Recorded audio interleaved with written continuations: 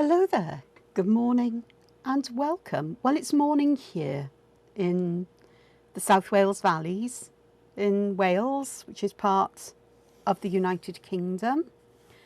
And it's sunny. It's forecast to be fairly warm, but I'm not sure if there's rain forecast at some point. I don't know. I know that tomorrow's forecast to be warmer, but you know, there we go. And you've caught me creating a grid on a piece of my coloured paper. And although I can't quite, well, I might manage to get, actually, let me have a look and see if I can get another inch at the bottom here. Oh, just about. Oh, squeezing it in. So I'm creating a grid of inch squares, like so, because then I can do lovely things like keep track of some of these new patterns that I've been using, the more textural patterns. Oh gosh, I knew that was going to happen at some point. Up till now, I've not had a problem drawing with a rollerball these lines, because I thought, oh, I'm not going to do it freehand. I'm going to spend some time with a ruler. The grid mat here helps, really does, this cutting mat helps to do things if you line the paper up. Of course, I should have really got some washi tape or some masking tape out just so I could fix it in place. So I went, you know, one way and then the other. But I've got a bit of a splodge down the bottom, but I don't mind. So this can either go into my sketchbook or it can go into my A5 sort of pattern book, I suppose. I organised myself here very well this morning. And we're all on a wonk. It's fine, it's Thursday. I just wanted to show you a couple of things before we make a start, because I am going to use this one today, I think. I showed you, in my last video, I showed this one. And how gesso, adding sort of like very thin, very patchy, very textured, or, you know, splotchy gesso can help to change the colour of alcohol markers. I'm not quite sure how it works with other media. Perhaps I'll do that as an experiment another day, if you ask me, you know, water-soluble media and so on. I don't know is the honest answer. I'm veering more and more towards alcohol markers in my work for lots of reasons. But I filled the whole page up. This here, and I'll show you one on another one, it's called Scumbling, and it's a textural or patterning or shading technique I want to use. And that's why this is the inspiration for this, because I find it useful until I become very familiar with patterns, or I work out which patterns are really mine, or ones that I say not mine as such, because I don't think there's any such thing as mine. Until they become familiar and rooted in my sort of like my visual vocabulary in my head, the storehouse in my head, that memory of pattern and line and so on. I like to reuse them again and again until they become embedded in. And eventually I settle on things that are particularly favourites. I particularly like this one here. Don't think I've used that kind. It's sort of like a perk, but it's very tall and thin and stretched and really rounded rectangles. I don't know what you call them. And various other ones as well. I mean, there's some things that have slipped in here that look very Zentangly, which is not surprising. I haven't added any colour to that yet. And the one I've been working on with you, I forgot I was working on with you this morning. And so this one yesterday, in the last video when I showed it, I'd done it part black and part not. And this morning I tried to put DeviantArt in there with black on one side and going into white on the other. And I tell you, it didn't really work. I made a right mess of it. So I've covered it all in black. But the interesting thing is, where I put the white, can you see I'm getting some shine there from underneath the alcohol marker? And where the black lines are, there's some texture there as well. So that's really interesting. Not that I can make use of it, really. I could. Depends how I add. It's going to show through no matter what I do on the top. The other black area that I did in fact I've done all of this here, was this one where, well, I actually no, this one wasn't. Yes, this was a little black patch, and I put little round white gel pen round circles in, and I gradually made them smaller up to the top, and I put little white dots between them at the bottom and avoided them as we went to the top. So it went basically from lots of white ink, not so much white ink, lots of black ink, not so much black ink showing through. And then next door I thought it'd be fun to do the reverse, where I use black circles there. I haven't done such a good job of taking up the space at the bottom, so I'll just make these that little bit bigger. This is a Unipin eye pen, and on paper when it's dry it's permanent. On gesso it can shift with things like alcohol markers. I don't know about water-based media. But the nice thing about using a rollerball pen like this with the waterproof ink inside is that it's a lot harder to destroy the tip of it. In fact, I've actually used these until I've run out of ink in drawing, which is quite remarkable for me, because it's not something that happens when I'm using microns or unipins. I destroy the nib long before the ink has run out, sadly. Well, not so sadly, so I'm just adding a few dots there. So that's better. That looks more like the other side, but in reverse. I did this one a couple of videos ago. I can't remember its name. I will look it up though, but I quite like it. Variations on triangles here. This is quite fun, where I've put this thick line with shading underneath on either side, and it's almost like we've got a weird kind of rail going on. Your eye will join these up as if, you know, they're there. This is patterned by Thomas Padros. It is, oh, what's he called it? Oh, dear goodness, my brain. I'll find it. But I do like it. I do have to say I do like it. Oh, thank goodness for toolbar menus and the ability to find things. Folium, that's what he's called it. And I've done a slight variation, and not very well, where you put these little swirls in to segment the leaves that little bit more. And I can see what might make it just that little bit better. I'm doing a very good job of filling the black in completely. So I'm sorry if, you know, sort of like I'm not getting to the purpose of the video today particularly quickly. Then whenever do I?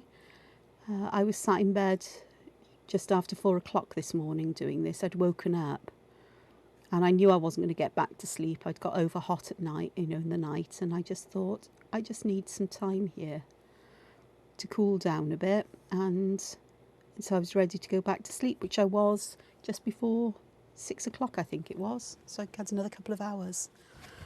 So that's a lovely, the Folium is a lovely pattern, Thomas Padros. I just love Thomas's patterns. So those are something for me to make use of. But what I want to do today, because it's Thursday, and I don't normally do videos on Thursday, so it's let's do this.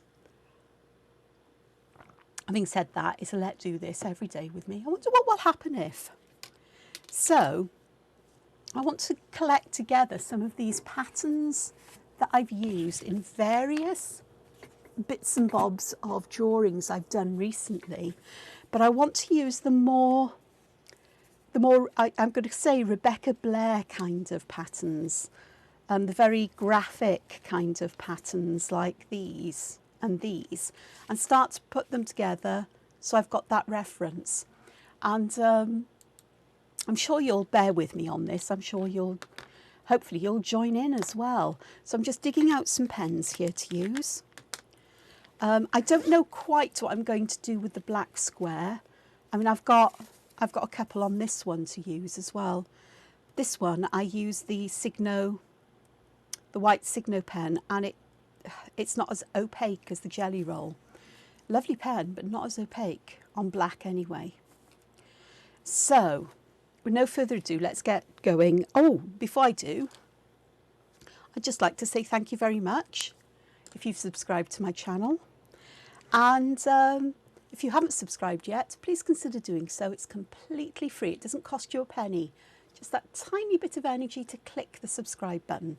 And in return, you'll have my eternal gratitude for me having followers or people who like my work on YouTube, which is lovely.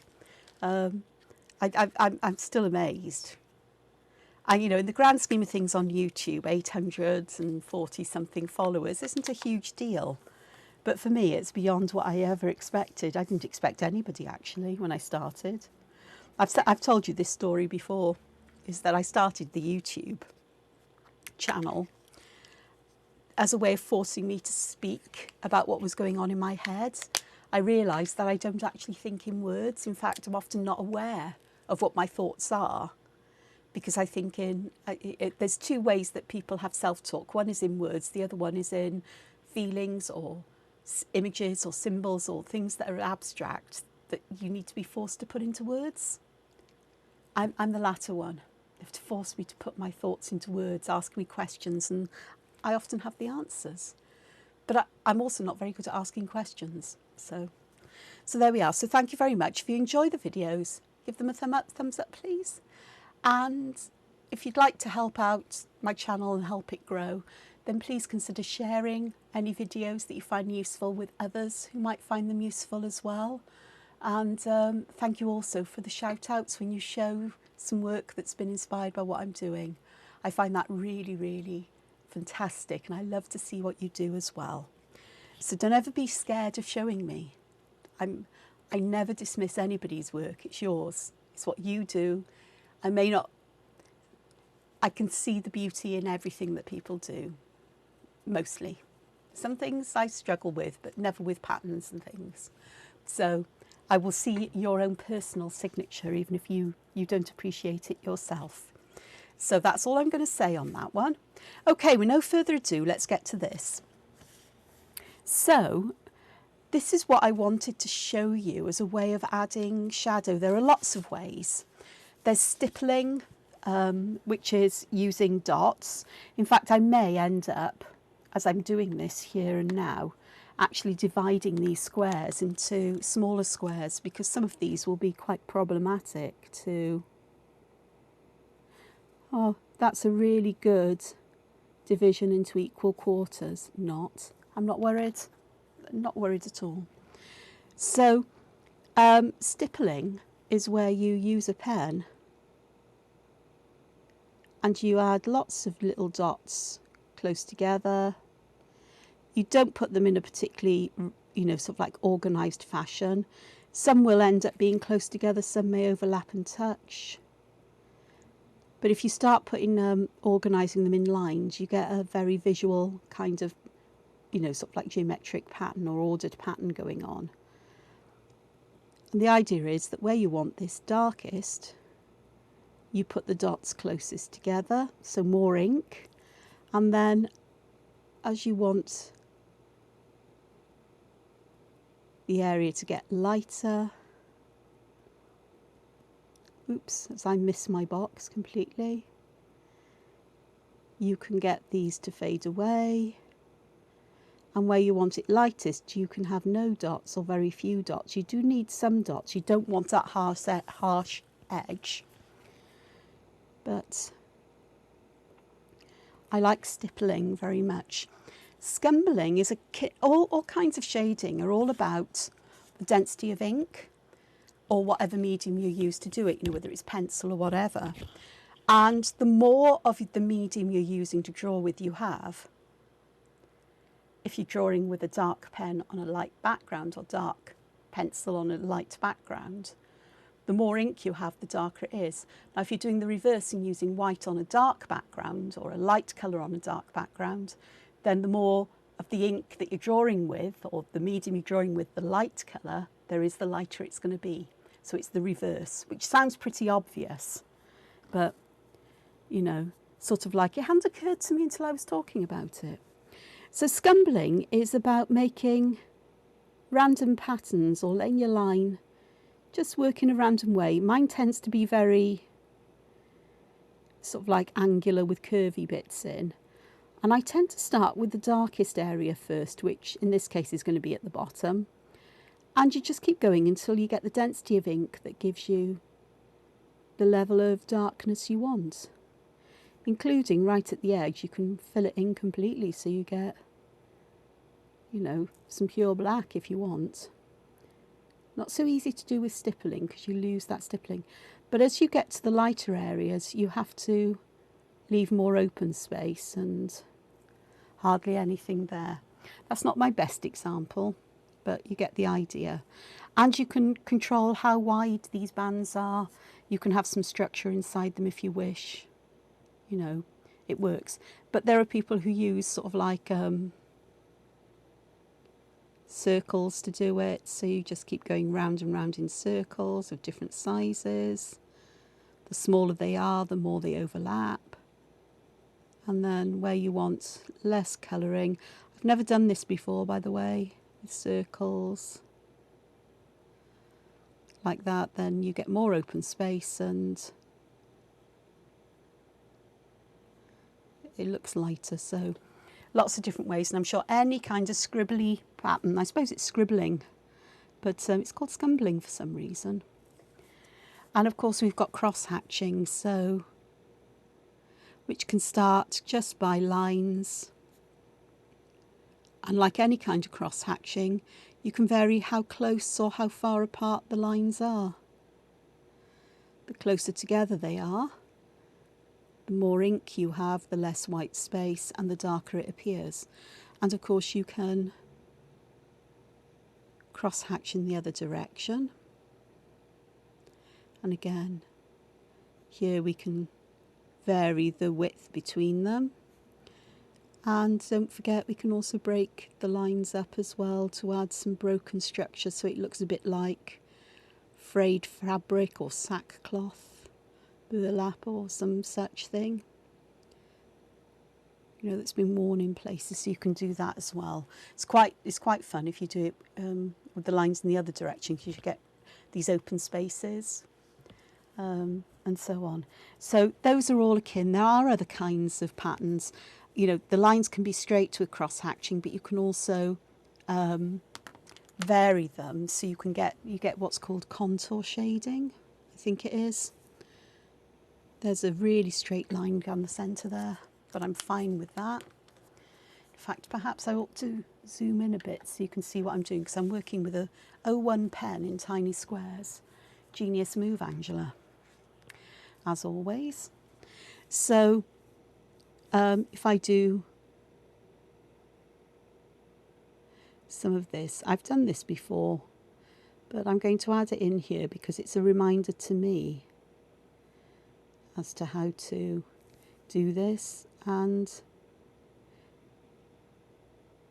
you can leave as big a gap between these as you wish. The bigger the gap, the lighter the space and the more frayed that fabric looks.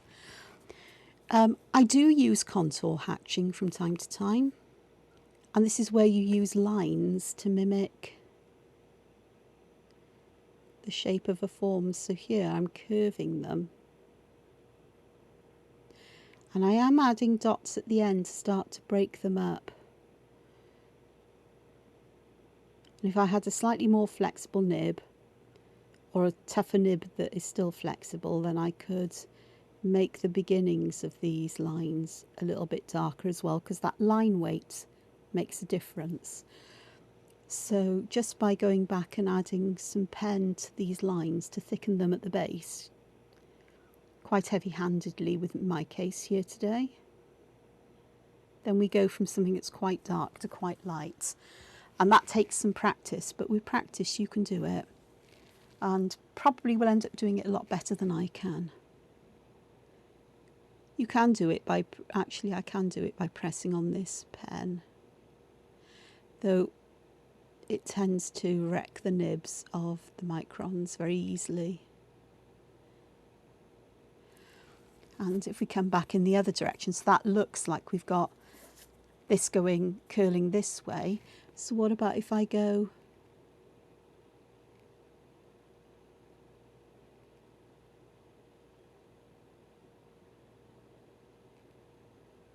this Now as if the lines have had a break and they go in the other direction. If I kept on doing that, it might give you the feeling that you've got something going up, down and up, or however. Okay. I'm trying to think of what other forms there are. Oh, this can be also cross-hatched if you want to. I'm just going to leave it as it is because you can combine all of these in one form or another. Okay, on to other patterns. I do like, I'll leave those two if I come across others. And I am going to split some of my squares up into sections. I wanted to do these in pen rather than pencil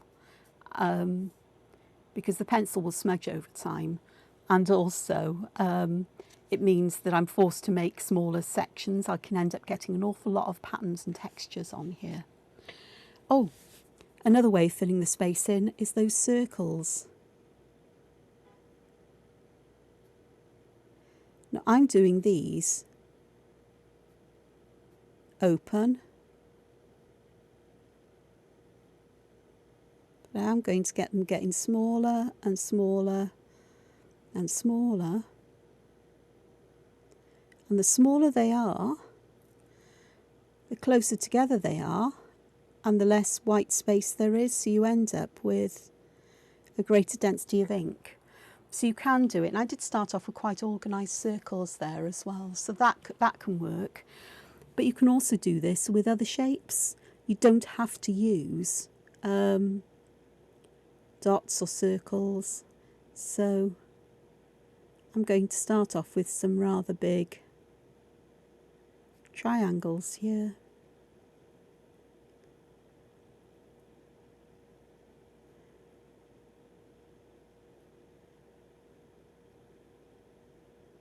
And then I'm going to gradually get them to go smaller and perhaps have a bit more space between them. There needs to be a fairly gradual change in size, but it doesn't have to be, you know, sort of like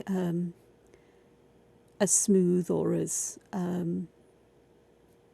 controlled as you think it needs to be. It just needs to give that feeling that there's more space. And of course you can always go back, like I'm doing here, and I'm making some of these triangles much bigger and making them get really close together so that there's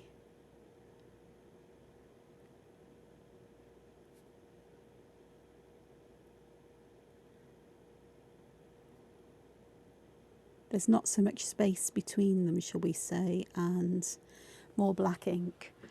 And that works quite nicely then. You could use squares, we can use anything. So, and even squares that, perhaps we start off with organised squares.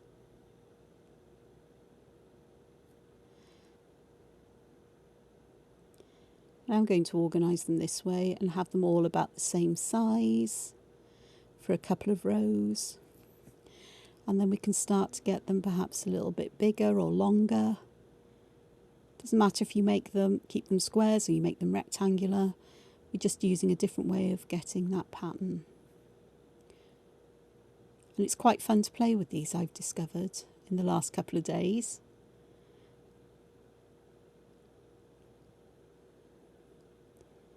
Or not necessarily this, because I haven't done this before. You know, I'm making this up as I'm going along, don't you?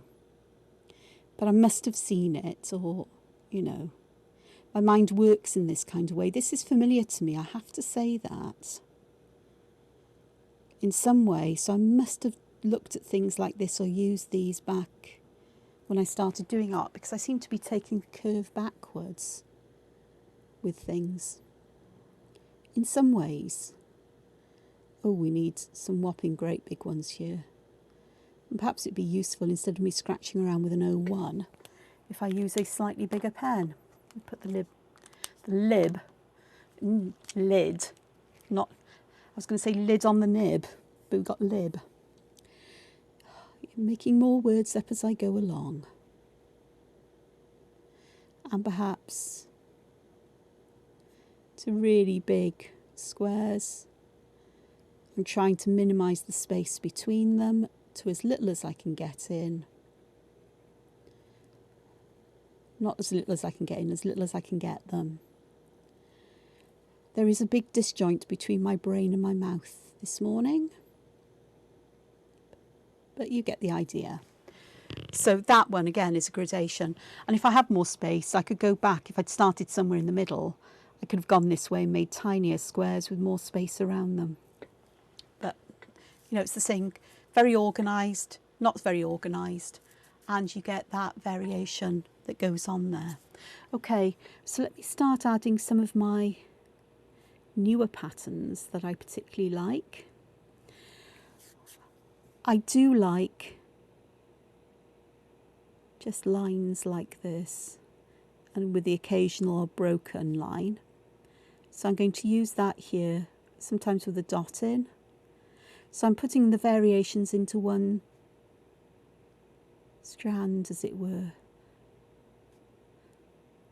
using a very light touch, so my line is very thin and a bit more weight to get it a thicker line, heavier line, so more weight with my hand. I'm pushing harder with my hand there. And for these I will pop a border in. I haven't done one between them, but it'll work out fine, I'm sure.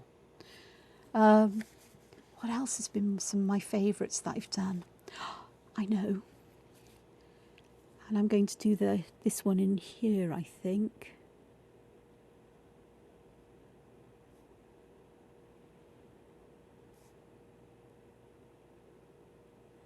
Because nothing says I have to fill each square in as I go along. I'm off camera. So my favourite new one, or favourite one, is this.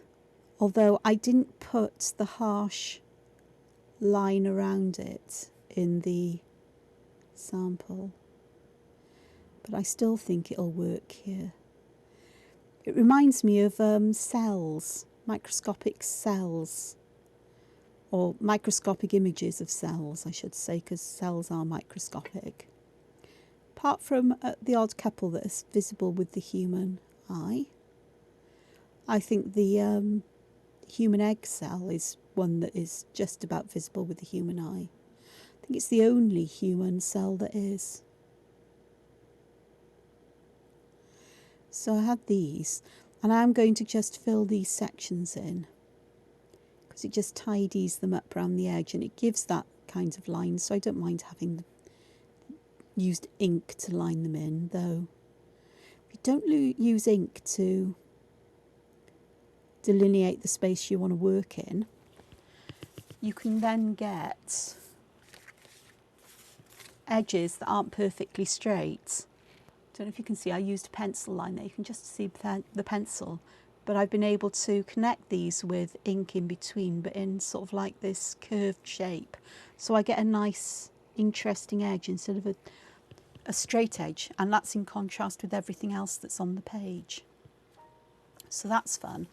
And for that one, for each of these, I put a long section in. On this side, I'm going to leave them open. This side, I'm going to fill them in. This is why I like to create pages like this, because I start to work on my options here as well, or variations of things. And I'm still going to use dark dots for these.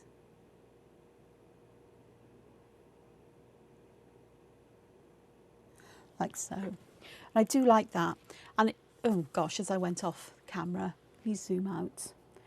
I'm going to zoom out because I will lose you an awful lot otherwise, because I'm focusing on work.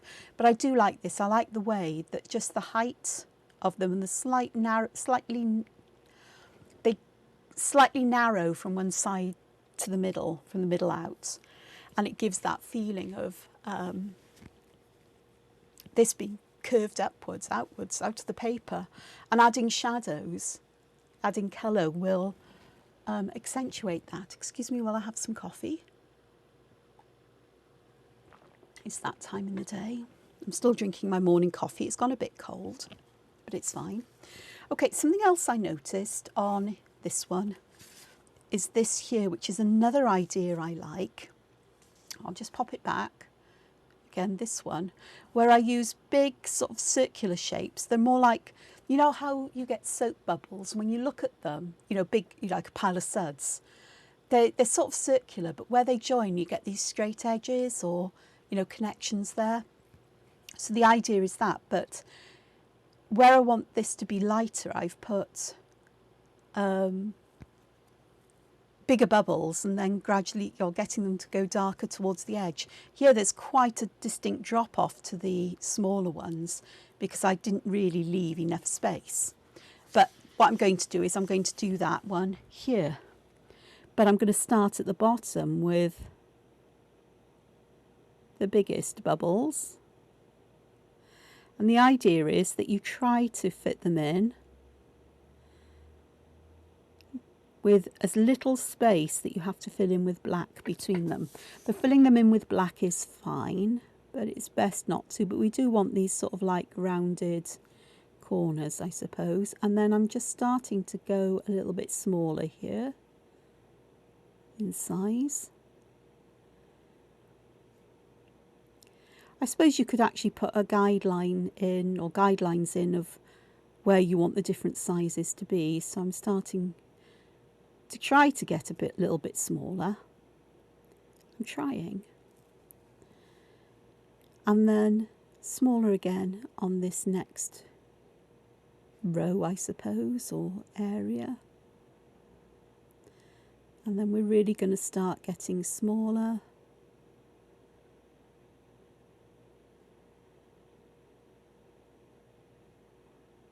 And smaller. And smaller again. So again, it's just the size of these. We've still got the open spaces in the middle, but they've become so small, there's so much ink. And what I will do as well with this one is underneath, I'll start the other way. I'll start this end with them being really big.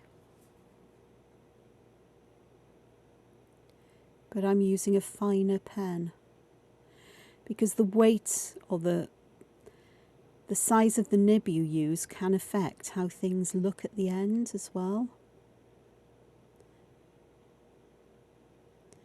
So here I'm starting to get more whole ones in.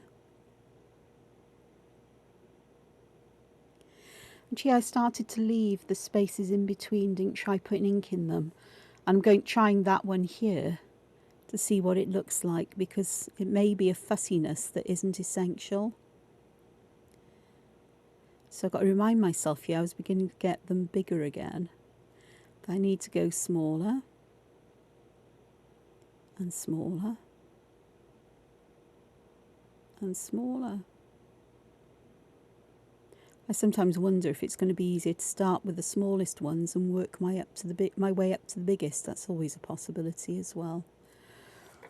So again, the thicker pen puts more ink down, so it looks denser than this one. This one's got a lighter area feel about it. So bear in mind the weight of the nib. And the same is true for Scumbling and for everything else. We use a very thick pen, or thicker nibbed pen for doing this. It can end up looking like lino cuts or etching of some kind. Lino cuts was probably wood cuts. So that has a lovely feel to it as well. Okay, so we've got some more textural patterns going on here. I'm just having a look at others I particularly like. Okay, so I'm going to just divide this up a little bit. And one I like is where we have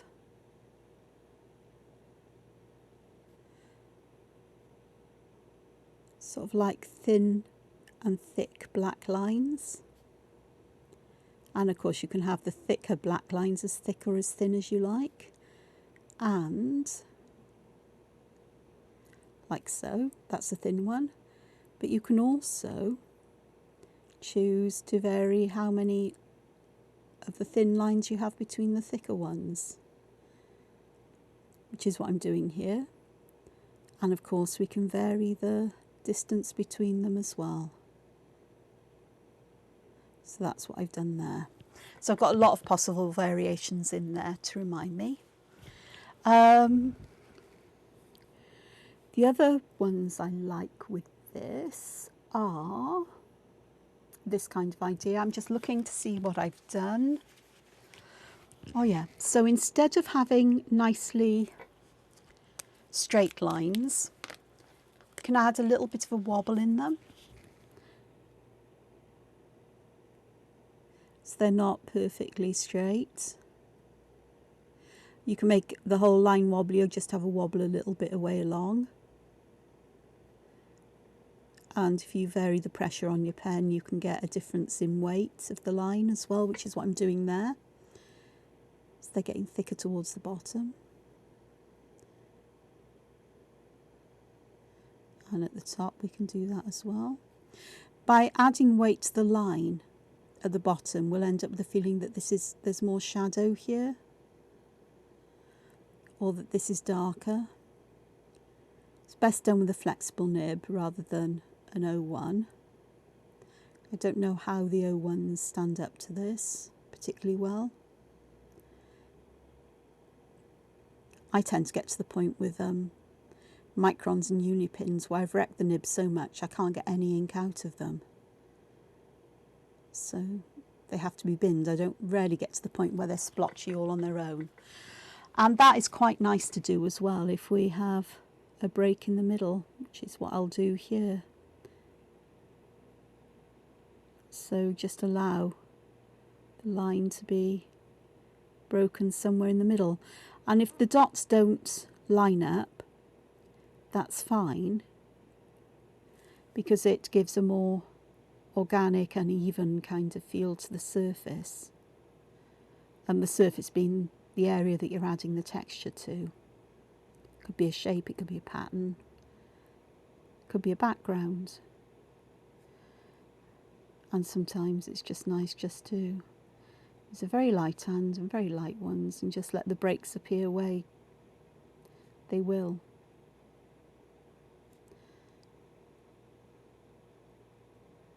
Of course, I'm using a very fine pen, but this would work with any thickness of pen. You just get a different kind of thickness going on there.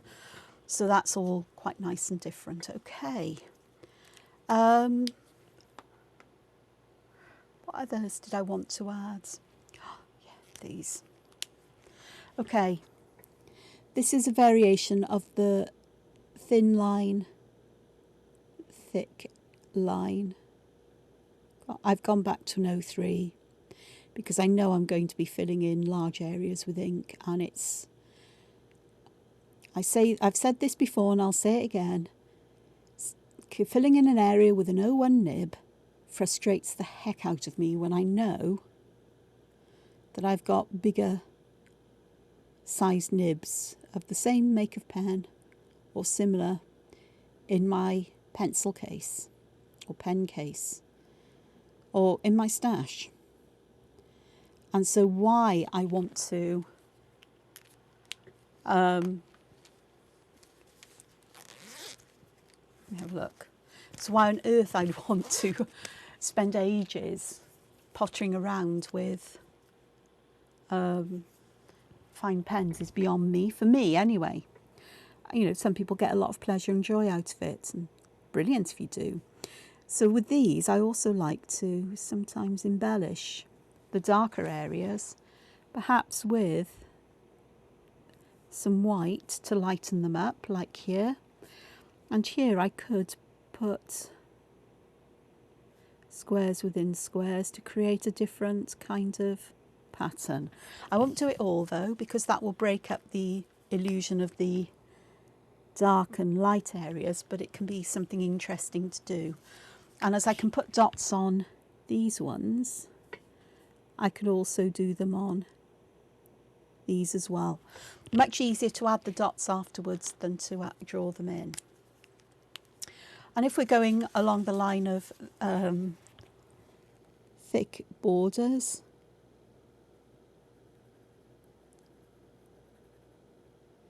really could do with an 05 or an 08 here, is why not go along and have this kind of, I said thick borders, didn't I? Sort of patterns of thick lines. Now this is really basic stuff, and I feel like I'm teaching Granny to suck eggs. But I think it's a good reminder for myself of all of these things. But I also think it's a way of creating this sampler of more textural patterns, more graphic patterns than Zentangle.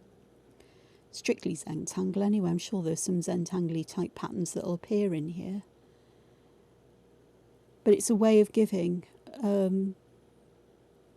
It's a nice way to warm your, drawing skills up, your pen skills up and so on.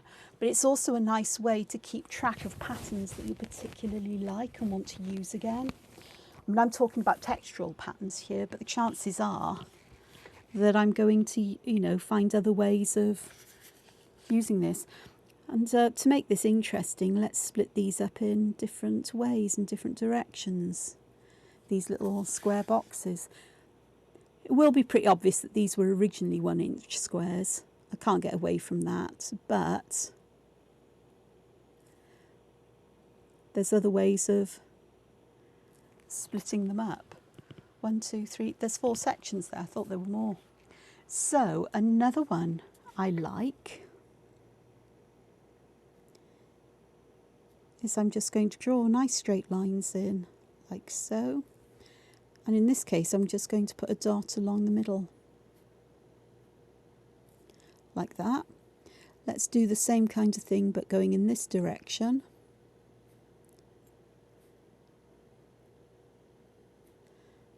And then I can put the dot perhaps at one end, which gives some extra shadow or extra ink there, extra darkness there, which makes it feel that this has bent over in some way. And if we want that feeling that those lines, or this is bent in one direction or the other, so what we do is we add a bend at the end, like so. And then we can pop our, well in this case not a circle but more of an oval in there. So it's got that feeling that this part is above this, just with the shape of a line. It's very clever what you can do with line shapes and how your brain interprets them. Well, I think so. I do. Okay. All right, I'm looking now for one more pattern to fill this in. I could go with these lines again, but I don't.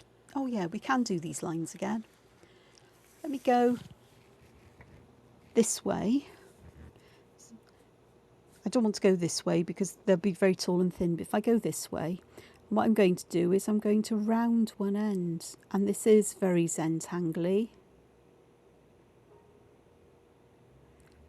But I'm just going to make these quite straight. I'm filling in this area here. And then I'm going to put the dots in the curved end. And again, like I curved these, I could curve those ends. So let me just pop a section in. Let's do it here.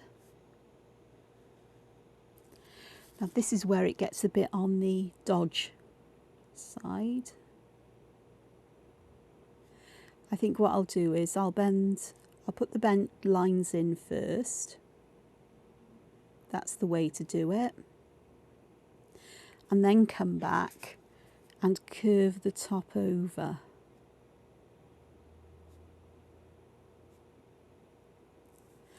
So we want the apex of that curve over towards where the line that we're joining it onto is curved, if that makes sense. So the top of the curve closer to the other line. So it looks like these are bending over, and then we can add these here, and it adds that dimensionality again. And if I do another line of them, perhaps underneath, and let's have them going in the opposite direction, so I am keeping the line straight but just curving the bottom bit, perhaps.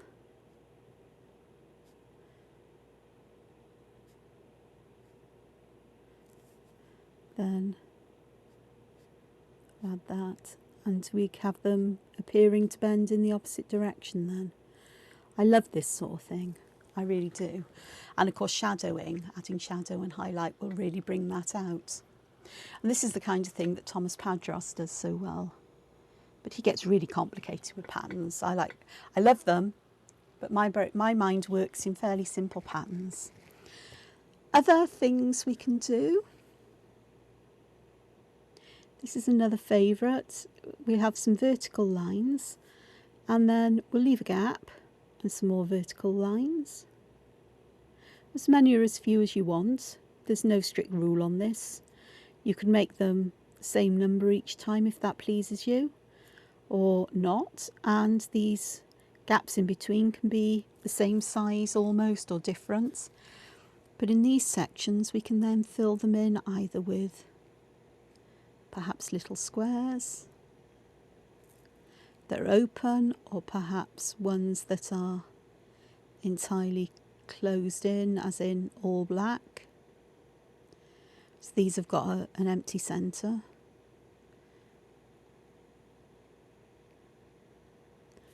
Or perhaps a mixture of the two. Just as something a little bit different.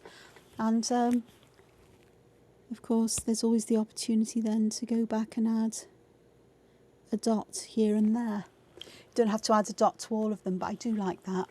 And these lines could be broken in the same way I've done before, dot in between them. You know, it's a case of mixing and matching, isn't it? And they can be nice and straight like this, or we could use wobbly ones. I'm more interested in getting the kinds of patterns down than all of the possible variations. Okay, so what other ones? Oh yeah, let's go this way. And let's have a different way of breaking this box up, I think. Straight, instead of straight lines, let's have some curvy lines going on. So one of my variation of this kind of idea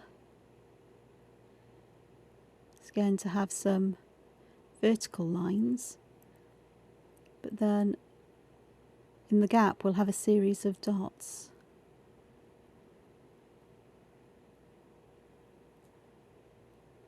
And in my case I'm putting 5 lines and 5 dots, I think. Well, that's what's happening.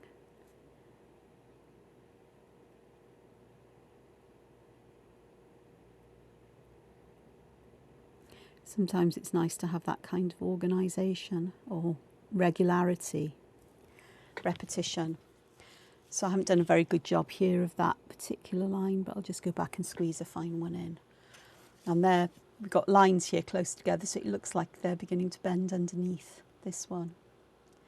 So I like that. Okay, what else do I like that I want to share? Because I'm coming up to 50 minutes here. Another one I really like, and it's best if I don't use a, I think it is the a dot with a line underneath. And with this one, I'm using a very light hand at the start of the line, and then I'm going to increase the pressure on the pen towards the end. So I'm getting a dark area on each side, so hopefully it will look like we've got, and I am introducing some brokenness. First off it was a bit more random, but or an accident, but I thought, oh, that'd be a fun idea. And if I do it deliberately, I can keep that broken space in the same kind of area. so that it will give me that highlight in the same area along, and just increases that. So I like that. This looks best, in my opinion,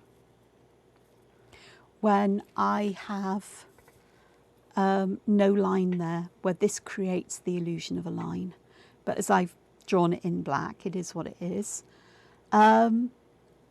Okay, another one that I'm just going to do very quickly, and I will get a thicker pen out to do this with because it will take me a lot less time. I've got my Tombow Fudenasuki here, because these are flexible nibs. They're designed to be flexible and to put up with that. So I'm going to do a series of sections where I've got thinner lines but still fairly thick in between sections that are much bigger.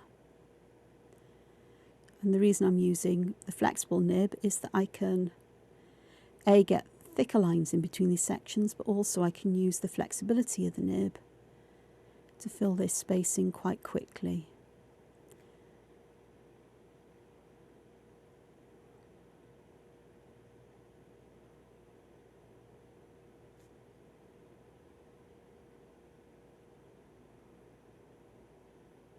I've just put one line in between them there, but it's quite nice if you do different numbers as well. It's playing around with them.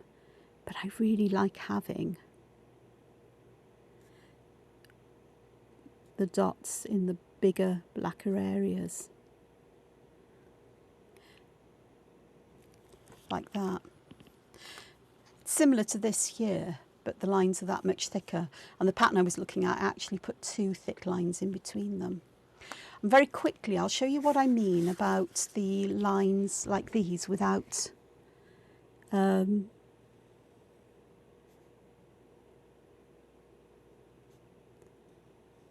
if I put some areas in here where I use just pencil, I can do lines that go up to the pencil line, but when I erase that pencil line,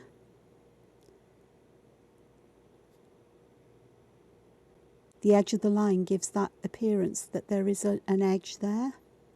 Or sorry, the ends of the lines sort of like have not an echo. It's like a trace, a memory almost of that pencil line that was there. So that's fun. But if I go here, I can do the same thing.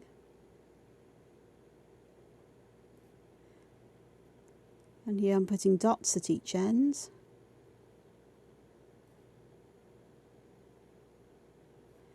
But I can do this with just a dot as well. And you can vary the size of the dot.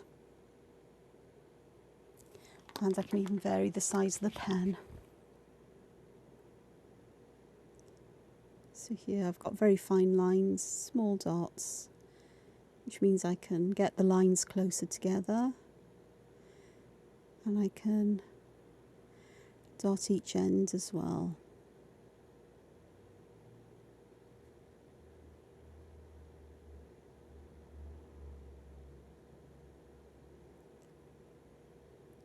So lots of variations on a theme here in one section. Two dots as well. So when the pencil lines go, those will go completely. And it's not just with lines you can do this. We can do it with other shapes and get the, even though we're drawing over the pencil line, when the pencil's erased, the only line that remains is the imaginary one. It's an optical illusion. Our brains are good at doing things like this. There are many of them where you've got objects which seem to have like three spheres that've got like a little wedge cut out of them. Or is it three spheres? Yeah. Got little wedges cut out of them. And it looks like there's a triangle in between them, but there isn't. It's just an illusion, the way your brain makes sense of space. So I'm quite happy with all of these. So far, I've got a lot more to do. I've got a lot on my pages. But I just thought this would be a nice thing to do, is to have a proper sampler, I suppose, that can go in my textbook. It's that reference sheet. It's something I've got to refer to. And of course, it doesn't stop here, because I can use colour with these as well. And I'll do that in just a couple of spaces, just to help to bring out some shadow. I've got my blues out, my bluey greys, so they'll do just fine. They're not greys, they're more of they're soft blues more than anything, but they'll work for this. They will.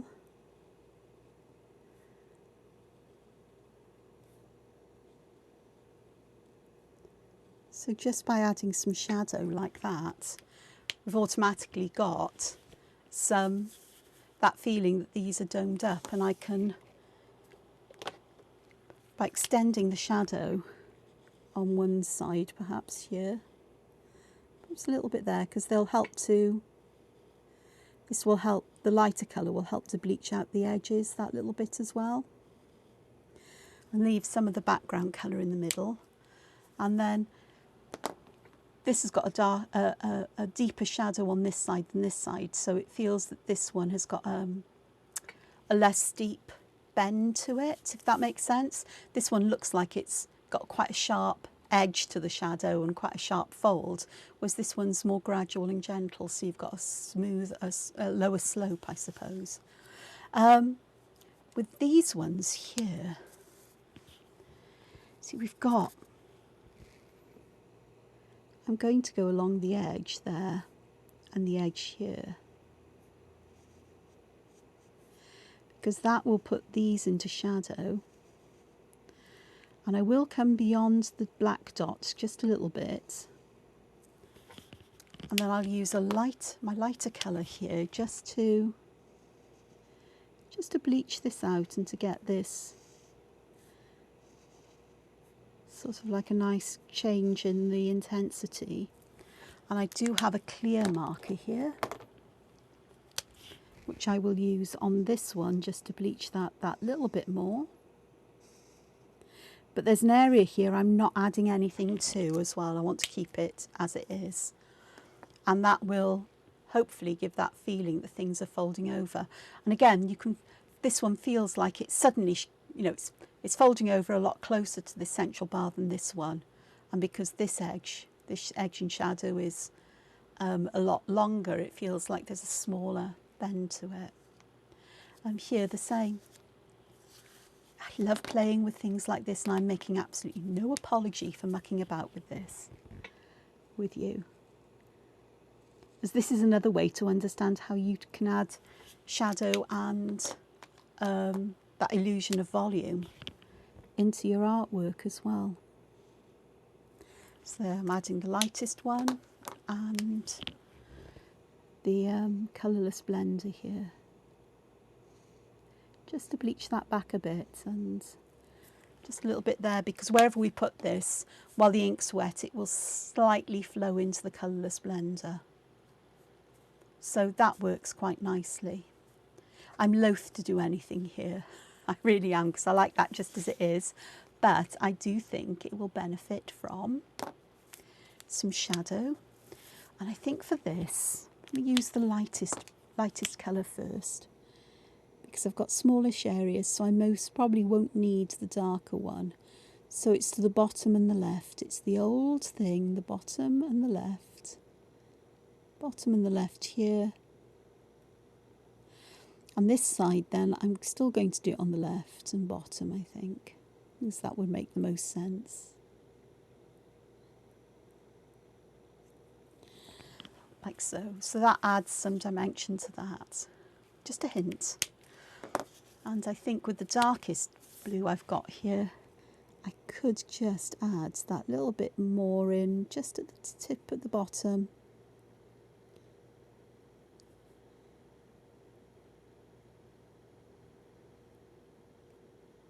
Just to darken the bottom up at that little bit.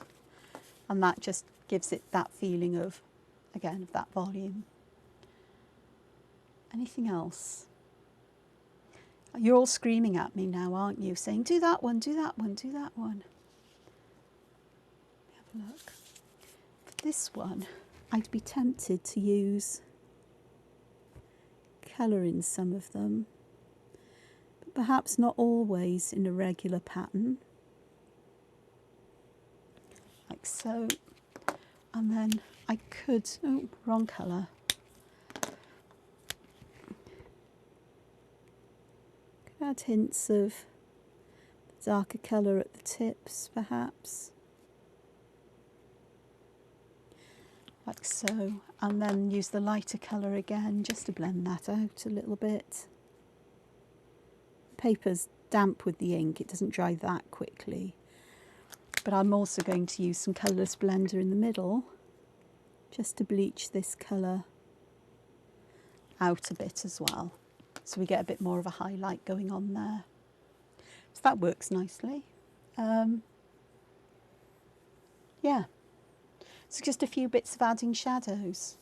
You can see, I mean, I've got this one here. If I do this one, it's not quite the same because we haven't got the edges, but if I add shadow to this one, take that middle shade here, if I add some shadow along here,